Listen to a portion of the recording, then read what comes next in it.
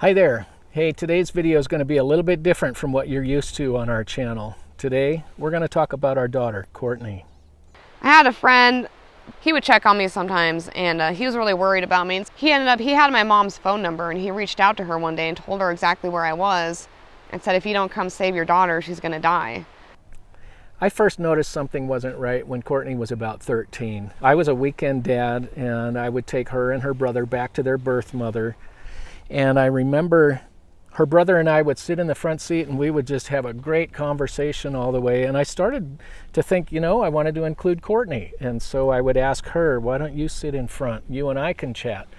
And she would say no, she didn't want to. And so she'd end up sitting in the back while her brother and I talked for 2 hours down the highway. And she just tuned us out. And it was really difficult for me to connect with her.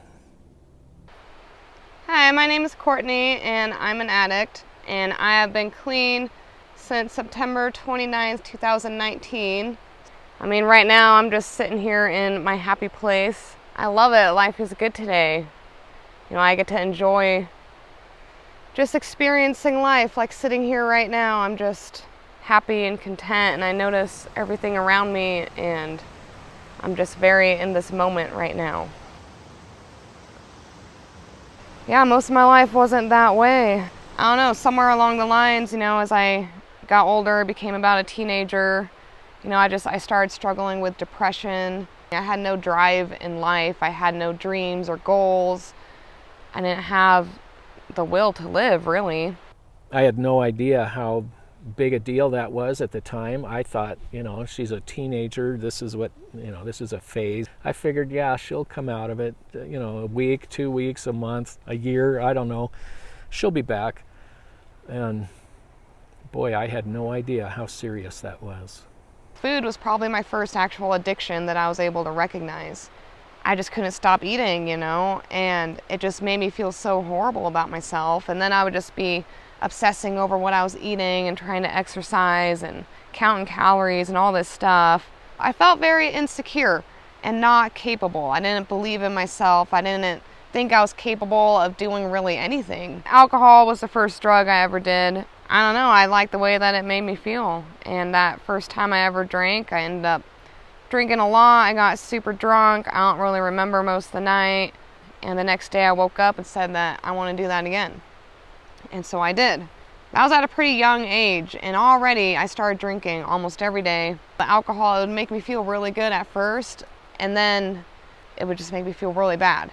Then I started smoking weed. I mean, weed isn't addictive, right? No one thinks that weed is addictive. I didn't really think that it was. But I was addicted to it. I had to have it. I would obsess over it. I would fiend for it. And that's something about my addiction that's always bothered me, is that I just have to have it. No matter what it is, no matter what substance I was using, I just had to have it. Eventually I found painkillers, which was my drug of choice. When I was taking pills, it just made me feel just great. I had motivation to do things. I felt good. I was more social. I was more talkative. I wasn't so shy and insecure. Yeah, I started taking pills all the time. And again, just right off the bat, I had to have them every day, and I would just obsess over it. And that obsession just drove me crazy. I didn't even really realize it, but eventually one day I didn't have any, and I was laying in bed and my legs were restless, and I just felt absolutely horrible, and I didn't know what was going on with me.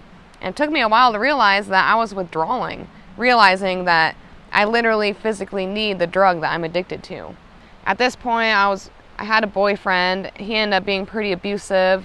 My addiction progressed and got worse, and his abuse got worse. And, I always said things like I would never do heroin, I would never do meth. That day came where I ended up doing those things too. Courtney was 3 when Tim and I got together. And I remember her growing up as being so full of life and so much fun. And she was a go-getter kind of a girl. She was a lot of fun to be around.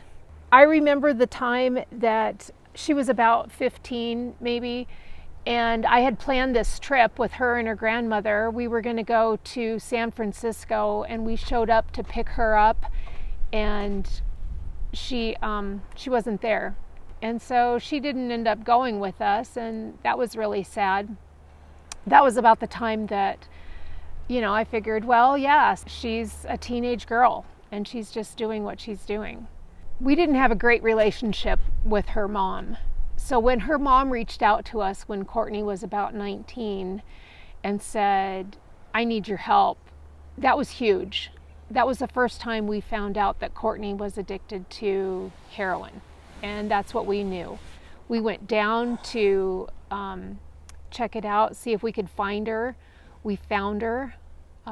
What we encountered was this skeleton of a girl.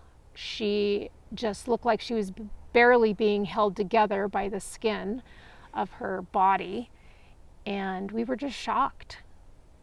We kidnapped her. At that point, we brought her back to our home and tried to help her. But I had no idea what we were going to be faced with. She, of course, started withdrawing from drugs, and being a nurse, I thought, heroin isn't bad. You withdraw and then you get over it. But to see your child hurting, and so the pain was just so tangible. I tried reaching out to my cohorts from work to see if, what else could I be doing? What could I do to help her? And we just were coming at dead ends. We tried to get her into treatment. It's a long wait. All of these things I kind of knew in the back of my head, working in the emergency room as a nurse, but now they're right in front of me, and it was so debilitating. We were not able to help her. She was withdrawing so badly that she called up her boyfriend and had him come get her. So she knew where she could get those drugs to make herself feel better. We all sat around that night. It was her brother and Tim and I, and we just felt so defeated. It was really awful. Finally, I called up my mom and I had her take me in, and I got clean for the first time. And at first, I just wanted to get off of heroin, and I didn't really care about anything else. I was like 19 years old at this point, getting away from my abusive boyfriend, and that felt really good. So it's like I kind of got a little glimpse of freedom, just being my own person. And at first, I wasn't even totally clean. I stopped using heroin, I stopped using all those drugs, but I started drinking a lot, and again, I couldn't stop drinking. It's just I had to have something, no matter what it was, every day. Finally, I started going to meetings, and I went into outpatient treatment, and they highly suggested that I go to inpatient treatment. I don't know, when I was in there, it actually made me really want to stay clean when I got out. So when I got back out, I started doing all the things that they suggest. Like I went to meetings every day, I got really involved, and I was just full of excitement for life and my future.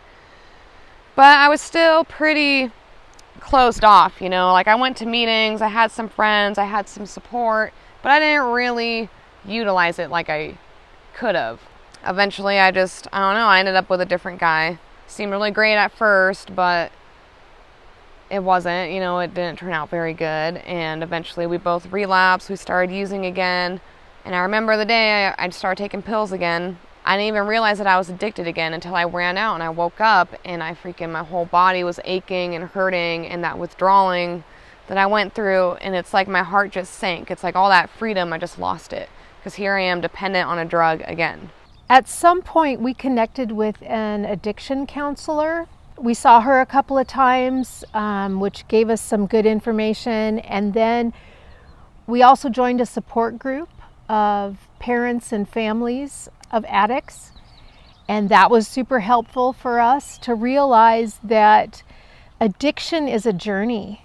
Addicts will often recover. They'll go into recovery and they'll abstain from their drug, but then they relapse. And then they recover again, and then they relapse. And so there's this kind of roller coaster cycle that you can end up with.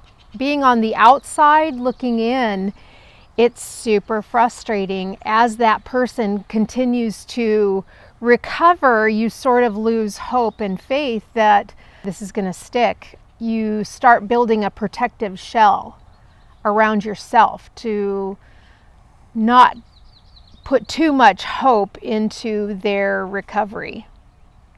I just felt like I'd gotten clean, I'd gotten all happy, everything was great, and I had to kind of like put on this image that like everything's good, and I was really just hiding the fact that I really wasn't okay. And that's what I've always done. That's like my old behaviors, is just putting on this mask, pretending like I'm okay, and not actually telling the real truth and what I'm honestly going through. Like, how can anyone help me if I'm not being honest?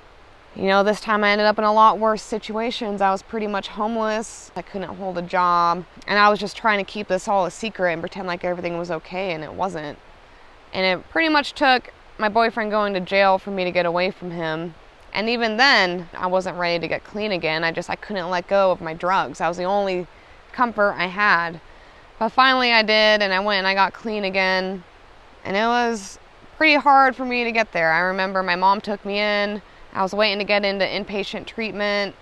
I remember when I knew I wasn't okay, I had pneumonia and my lungs were hurting so bad, but I couldn't quit using drugs. That's why I knew I needed to go to the hospital, but I couldn't have my drugs in the hospital, so I didn't want to go. It wasn't until my mom and my stepdad actually pretty much found my drugs, took them away, and they called an ambulance, and I got hauled off to the hospital. That's what it took. And then my dad and my stepmom, after spending 2 weeks in the hospital, they picked me up and took me in for a little bit. But they helped me out. They helped get me into treatment. I don't know, I stayed clean for a little bit, like I wasn't using drugs, but I was still pretty miserable because I was going through life on my own still, and I never really reached out for help. I never changed myself on the inside. I just remember I was just not even willing. I did not want to get clean. It was kind of a situation I was just kind of forced into. I wasn't willing to be uncomfortable. And so I remember that I wanted to take Suboxone just because I didn't want to go through the hard withdrawals. What I really wanted overall always was to not be dependent on a drug. And for me, I feel like that it kind of kept me numb. You know, when I was using drugs, no matter what was going on in my life, it was fine as long as I had my drug. I could still be numb. I didn't really care. And while I was on Suboxone, that's how I felt. Like, no matter what was going on, it didn't really matter because I was still just kind of numb. You know, I didn't last very long. I ended up relapsing again. And this time was way worse. You know, like they say, really, it's a progressive disease. It just gets worse and worse and worse. So this time I ended up in a big city, Spokane, and I was homeless on the streets, like literally living on the streets, and just absolutely miserable for months. I even remember thinking to myself on like just a lot of really horrible days that I had, just thinking like, are you done yet? And I wasn't, you know. And it's really crazy how I got clean this time. It's really just, it's a miracle. I had lost all hope. I had no desire to get clean. I was just accepted the fact that this is my life and this is what I'm going to do. I had a friend, he would check on me sometimes, and he was really worried about me. He had my mom's phone number, and he reached out to her one day and told her exactly where I was and said, if you don't come save your daughter, she's going to die. After Courtney's third bout, where she was over in Spokane and she was in such bad shape, I pretty much gave up on her. And I feel so bad about that now. But I thought hope was lost, and I am so thankful that her mother did not give up on her, because she saved her. She saved Courtney. And so I was really shocked one day to find out that here in Spokane, my mom's here across the street wanting to talk to me. And even still, I wouldn't even go and talk to her. I just laid there until the sun went down, it got dark out. And the next thing I know, me and my boyfriend are getting arrested. It took me getting arrested for me to leave that spot. And I remember being in the back of that cop car, and it's like, finally, you know, this is gonna end now. I cried like I've never cried in my life. I was just bawling. It was just like this relief. Like, I can't even explain it. And I went through miserable, long withdrawals. They lasted about a month for me, of just day after day of being absolutely miserable. I was so weak. I remember going to detox, and I was so sick, and I was so against getting on Suboxone. Yeah, I'm really grateful that this time around, you know, I pushed through that. And I'll never forget what that feels like to be that miserable and withdrawing and dope sick. And I never ever want to go through that ever again. I went to treatment, and I actually really tried to take it serious this time, not just being in treatment, but what I did different when I got out of treatment. I just remember thinking that, this might be my last chance, so I gotta do it right this time. For the first time, I actually just opened up and let people in. And that was the biggest turning point for me, I think. Just being honest about what I'm really feeling and what I'm going through, and realizing that it's okay, I don't have to be perfect all the time. I was just so grateful. I was just filled with gratitude just to be alive, be able to walk places and go to where I need to go and get myself to treatment, go walk to the store and buy myself food, and then come home and have a roof over my head and be able to change into something dry and warm. I don't know, I had a really positive outlook. The biggest thing is really just changing myself. I take me everywhere I go. It doesn't matter if I move, all those things don't matter if I'm not changing myself and my behaviors and the reasons why I use drugs to begin with. The escape, not accepting reality, not being present in this moment. And just looking back, I've been clean for a little over 3.5 years now, and just the amount that I've grown in that time. Looking at where I was when I had a year clean, obviously I had changed so much and grown so much, but looking at where I was when I had 2 years clean compared to where I am now is just huge. I'm really grateful for the support that I leaned on to help get me through all that early time, and I still need it. I still go to meetings regularly. I still reach out to people. I have friends. I have really real friends that really truly care about me, that I'm totally honest with. So I still very much need that, but at the same time I've become a lot more independent. And now I've realized that I'm actually pretty capable. I do things and I go through it, and it's okay. And I do things that scare me, and I do things that make me uncomfortable. But now I realize that that's how I really learn stuff. I live a pretty normal life, which I used to think that would be kind of boring, but it's not actually. Because I go out and I live and I do things. Every day off I get, I'm trying to go out and do something, go explore somewhere new, or just do something new. I went to Alaska. That was the most amazing trip ever, which was pretty scary for me to just get on an airplane, go to the airport by myself, get on an airplane, but I did it. Every time I do things like that, it just makes me see that wow, I can do this, and then I want to do it more, and I do it more and more. And where I'm sitting right now, this place is really special to me because there's places closer to home, which, there's a trail I go to every day, and I love it, but it's familiar and I know it. But for me to go and venture out somewhere new by myself, that was always kind of scary. But this place is one of the first times I actually did that. I just got in my car and I came all the way out here all by myself. And I loved it, and it was just so great, just being out here, and I just felt at peace, and I was like, wow, that really wasn't that bad at all. I do work a very strong program of recovery, and for me, it's the 12 steps, and I go to meetings. It's not only about working on myself. Just all these people are here to love me and help me and just show me what they did and how they stay clean. And now I try and share that with others, because now I have this gift of recovery that my life is just amazing today. But when I'm asked to share my story and knowing that somebody might hear it and it might help just one person, that means everything. And I'm more than happy to do that as often as I can. And I'm not recovered, I'm still an addict, very much so. But I have a program that I work every day that helps me stay clean. And I just continue to grow and get better, and I continue to learn more about myself. And I continue to learn better ways to deal with things and to deal with life. And instead of escaping my feelings and my problems and running away and avoiding conflict, all these things, I used to be such a people pleaser. I was the type of person that if somebody invited me to go do something and I didn't want to, I would say, oh yeah, sure, And then when the day came, I'd come up with an excuse. Where today, if I don't want to do something, I'll just flat out say no. One of my favorite sayings is, no is a complete sentence. I do things that are right for me, and I keep my recovery, my own health, my own well-being first. I don't bend over backwards for people. I don't drain all my energy. You can't pour from an empty cup. I am here today, and I am who I am today, and my life is the way it is today because of all the things that happened. So if I could go back and look at my old self and try to do something different, I wouldn't. I'm very grateful for my life today and for what I've been through. And it had to happen that way to get me to where I'm at today. If you made it this far in the video, thank you so much for sharing it with us, sharing Courtney's story and sharing our journey as well. Yeah, it has been so wonderful to see Courtney again. It's been almost 10 years since we've seen the real Courtney, and it's so wonderful to have her back. She is such an inspiring, enthusiastic young woman who's so full of life. And every chance we get to spend with her is amazing. It's just, she's so fun to be with. We're just so appreciative of being able to spend time with her. So if this video was helpful, or you think it might be helpful to somebody else, please share it, because Courtney really wants to spread this story. And if you have any comments or questions, please let us know. We'd be more than happy to answer those for you. And give the video a thumbs up, that will help it spread as well.